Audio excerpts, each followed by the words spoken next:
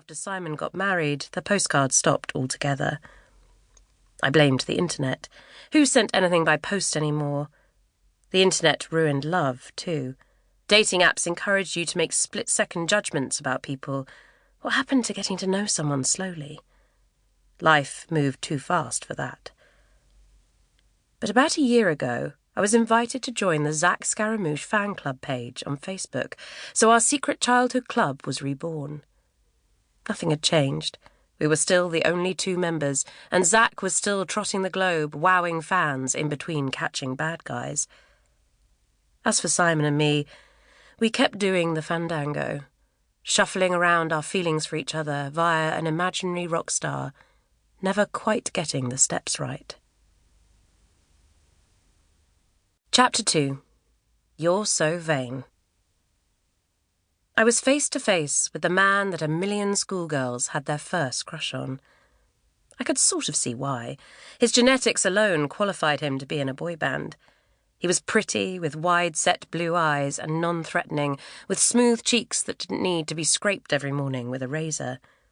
His floppy hair was long enough to look rebellious, but short enough to keep middle-class parents happy. That's the thing about teenage crushes. It's fun imagining the under-the-cover fumblings, but the real fantasy is to marry them. Right now, Johnny Delaney, a.k.a. the cute one from Hands Down, didn't fit the image of fantasy lover. He looked constipated. His wax eyebrows were scrunched together in concentration as he recited all the reasons why the review we'd given him was total arse-bollocks.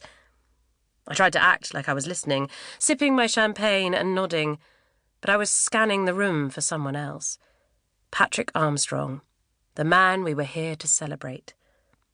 It was dark in the bar, so I couldn't make out faces. The walls and ceiling were draped in black velour, and the only illumination came from perspex candelabra blinking on mirrored tables. It was like being in Ozzy Osbourne's boudoir with one of Sharon's yapping dogs for company. The only thing I could clearly discern were Delaney's teeth. They were blue-white and as symmetrical as tabs of chewing gum. They had to be capped. No one in London had a set like those, by the grace of God. He grabbed a bottle of beer from a passing waiter and slung back his head to take a gulp. A flash of grey gave me hope. Was that an amalgam filling? If he'd only open his mouth a bit wider.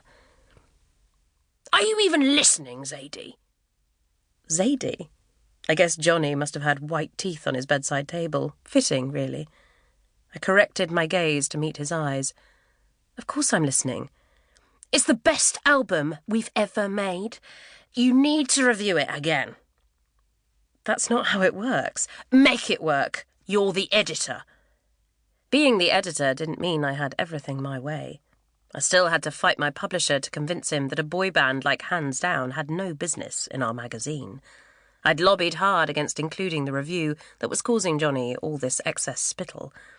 Except the piece had prompted so much discussion on our website that the extra traffic had almost vaporised our servers. Even the print edition had benefited. After 23 months of declining sales, circulation had gone up. But neither our core readers nor the new readers were happy.